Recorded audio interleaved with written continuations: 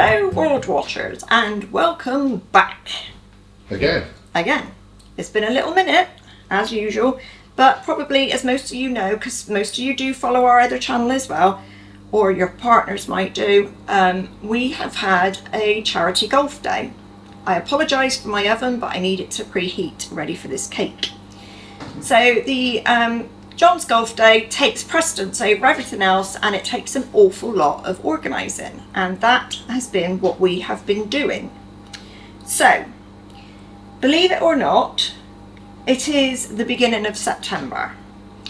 This week has been the best weather we've had through the whole entire summer, which has been absolute naff. Since July, believe it or not, it's been horrible since July. So it's really nice to see some sunshine. So we are going to make a recipe which I think is sort of a summery type cake, and the reason I'm able to do this now is because we have these little beauties which are local to here, strawberries. Now probably if you don't have somewhere that sells decent late strawberries, as in like the supermarkets probably aren't very good right now, but these are local as I said, save this recipe maybe until the beginning of the strawberry season, or I reckon you could probably use a strawberry compote, which will make it a bit posh too. But we're just going to use those. Now this is a strawberry and clotted cream cake, and it's different because we are using clotted cream, quite a lot of it, instead of butter. Now we all know that clotted cream is massively fattening. So this has got all of the fat in it that is needed to make this cake absolutely delicious. We're using Cornish clotted cream because we're in Cornwall. Absolutely. So I think it's actually available everywhere. Is it Rodas or Rodas? Rodas, yeah. Rodas is available everywhere. You do need quite a lot of it. You're going to need like 500 grams of clotted cream. So maybe this isn't one if you're on diet. And it's also not the cheapest recipe, because I did find clotted cream is quite expensive today. Okay. When I bought it for it, but so nice I've not tried it with, because you can get that double cream, can't you, that's extra thick. I've not tried it with that, but maybe I will try it with that and see, but I'm not sure if it's going to be even that much cheaper, but okay, we can give it a go anyway. Let's crack on with this. So this is going to be done in a loaf tin, a 2-pound loaf tin, but it is a cake that is going to have filling in it, so we're going to have to cut this in half once it's cooked. You need to grease it and line it with either a liner or some baking parchment, and that one's ready. You need to preheat your oven at 160 fan, 180 if you don't have a fan, and gas mark 4. Okay, and then what we start with is our cream. So we are going to put the cream into a large mixing bowl, like that. Whilst we're doing this, I'm probably just out of touch about how expensive cream and butter, etc. is right now. Well, yeah, because butter is massively expensive as well. But I reckon this will give something extra. Well, it certainly works when you make clotted cream ice cream. We've done that on the channel before, and I think we've done clotted cream scones as well, which are really good too. Shortbread, we did a clotted cream shortbread. Definitely did the shortbread, that was amazing. That was actually a Roda's recipe. It was. So in goes the clotted cream, and what we're going to do is we're going to treat it exactly like as if it was butter. So we are going to cream the clotted cream with our caster sugar until it sort of goes light and fluffy-ish. Now the recipe does say, don't worry if it looks a bit like it's curdled, because obviously it's not technically butter. So we're just going to beat it away now, and I'll be back in a second. So I can see what they mean when they say, don't worry if it looks a bit curdled. It sort of doesn't look particularly curdled, but it does look almost breadcrumby, so it's going to look different. I'm going to bring it to you and show you as best I can. So there you go. It's sort of oily, breadcrumby mix. Now into that we are going to add our jug of goodies. And in this jug we have got 3 medium eggs, the zest of a lemon, sorry, vanilla extract. Very good. Nearly said the wrong one, but it is extract. They do recommend that you use vanilla bean paste. We can't get it at the minute, but so we've used the We quite extract. often got paste or extract. We've got either one. So this is extract, and some 75 mils of milk. Now, as always, John will put all of the recipe underneath, as he always does, and so you don't have to worry about writing this down. So we're going to add this a bit at a time and beat it in, and this probably will look like it might split. Just don't add too much in one go, is my recommendation.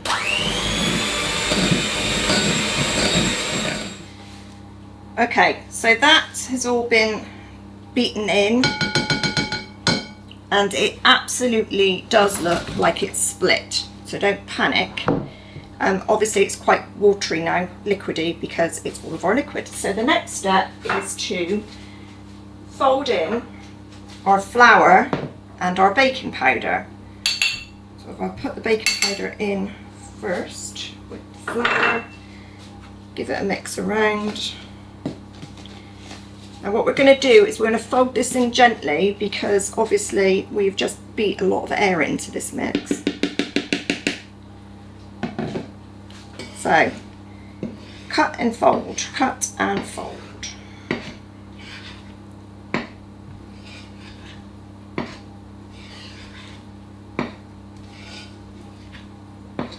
And obviously the flour will bring it all back together, so there'll be no more curdle.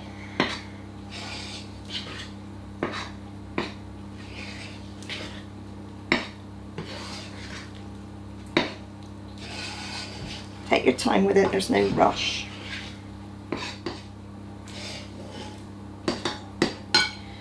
Once you're sure it's all mixed in, we don't want any pockets of pure flour. We are going to pour our batter, and it is a batter, into our prepared tin. So excuse me while I make a mess of this, because this bowl is fantastic, but I do have problems tipping stuff from it into a tin because it's so heavy.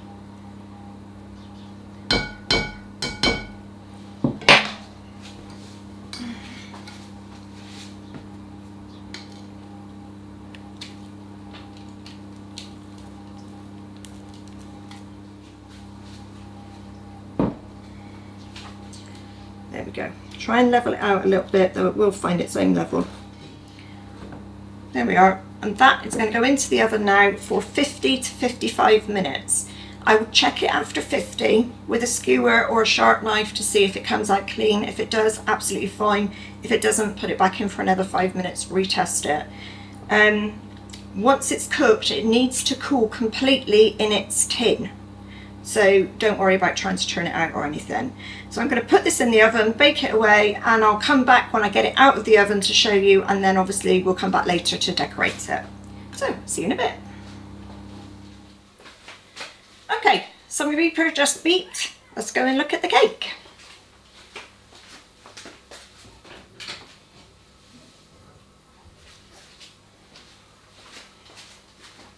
There we are. It smells wonderful. Get my trusty knife to test her. Perfect. So my cake took just 50 minutes. So be careful, because you don't want to overcook it. The best thing that I've done is bought an internal oven thermometer, and I've worked out that my oven actually runs slightly cooler than the temperature on the oven. So I need to adjust that. But it's easy to do that when you've got an internal thermometer, you can check. So now this needs to be left to cool completely in the tin, which is going to be a while. So we'll be back later to do some decoration and finish off. See you in a bit. Welcome back. So the cake is completely cool now, and now we're going to finish it off. So what you need is a punnet of strawberries, good ones, about 250 grams, okay? And what you're going to do with a third of them, you're going to cut them into slices. So just, it doesn't have to be particularly thick or particularly thin, just cut them into slices. And the other 2/3 of the pack, you're going to cut into halves. So the halves are for the top, the slices are for the middle. So my suggestion would be to keep the best ones, the best looking ones, for the top.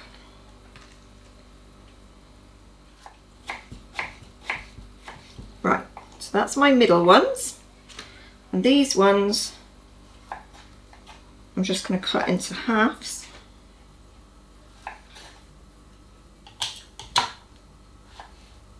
And they're going to sit on the top.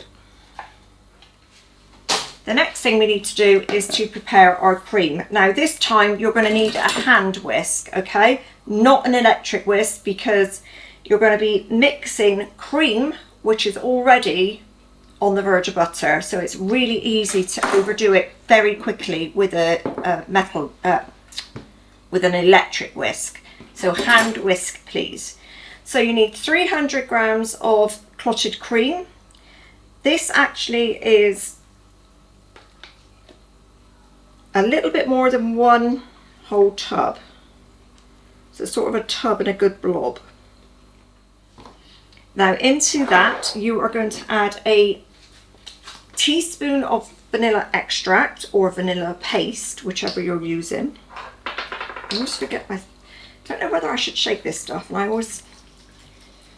have this thing that maybe the little seeds sink to the bottom, I don't know. So a teaspoon of extract. That goes.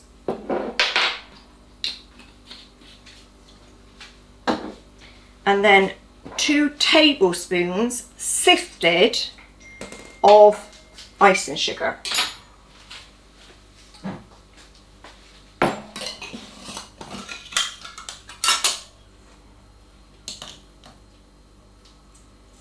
One, 2. Now take your whisk and mix it.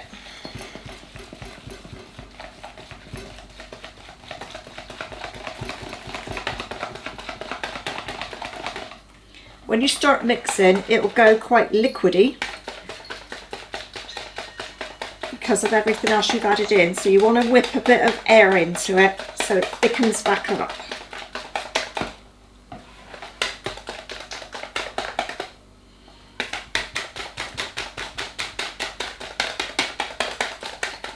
Okay, so our cream is thick and smooth. So now it's time to sort the cake out.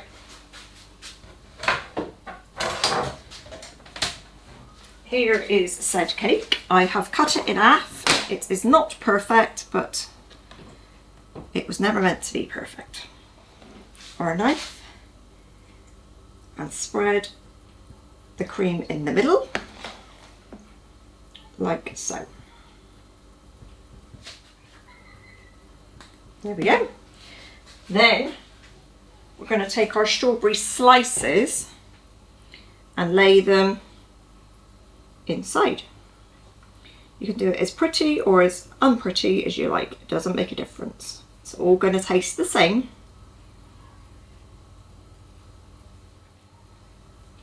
There we go. Then we add our top, being careful because the cake is actually quite soft. There we go. Now, your remaining cream you're going to put onto the top.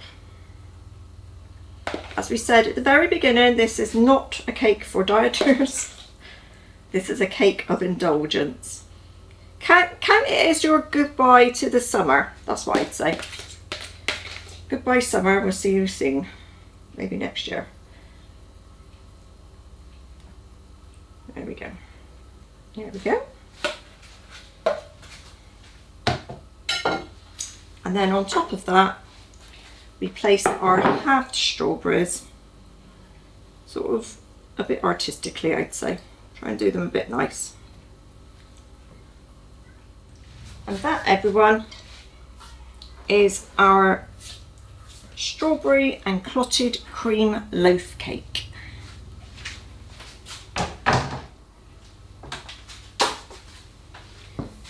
I'm going to clear this up, take a picture, and then we'll see. It looks delicious, it smells delicious, very easy to make, very indulgent. Please make it and let me know what you think. I mean, you can make it with other types of fruit as well. Whatever you like, you can, you know, vary it throughout the autumn and winter with the autumn and winter fruits. It would be good with apples if you wanted to do apple, like stewed apples or stuff like that. As long as obviously you used an eaten apple so that you didn't get a Bramley apple mush. So, hope you've all enjoyed that. Please subscribe if you haven't already done so. Give us a thumbs up if you like this recipe, and please hit your notification bell so that you know when things are going on. Thanks for joining me, and I will see you all again very soon. Bye for now.